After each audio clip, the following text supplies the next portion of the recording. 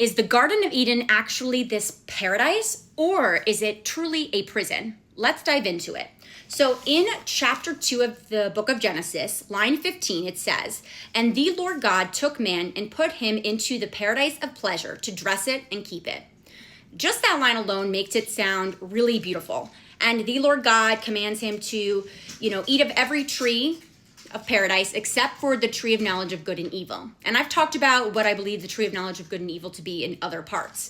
But the Lord God, who's also known as Yaldabaoth or Yahweh Elohim or the Demiurge, if we are looking at the secret book of John, which gives us some more backstory, he is creating Adam in the 8th realm of heaven. And when he gives him that breath of life, he's actually unknowingly giving him the divine spark, epinoia, or the enlightened insight, giving him a soul that connects Adam to Pleroma, the divine realm of fullness, which is given to him by the God of the Most High, actual Elohim, or the mother father of all. And when Yaldabaoth transfers unknowingly this spark to Adam, and he sees that Adam is smarter, more intelligent, has more ability than he does, he throws Adam into the shadow of death, which is basically the symbolic descent to materiality and spiritual ignorance. So putting him in the most dense place of ignorance, darkness, and desire, which is earth, or our material realm. Also, I'm looking at my notes, it makes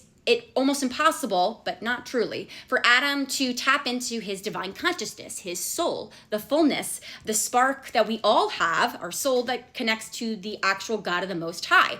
And it puts the body in this place that makes us forget where we truly come from, or our divine essence.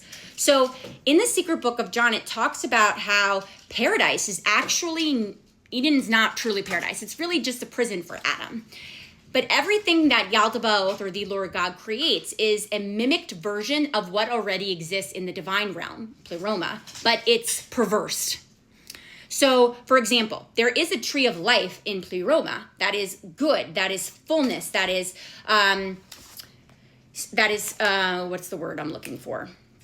That is salvation, that is eternal wisdom. But the one that's in the Garden of Eden is the false tree.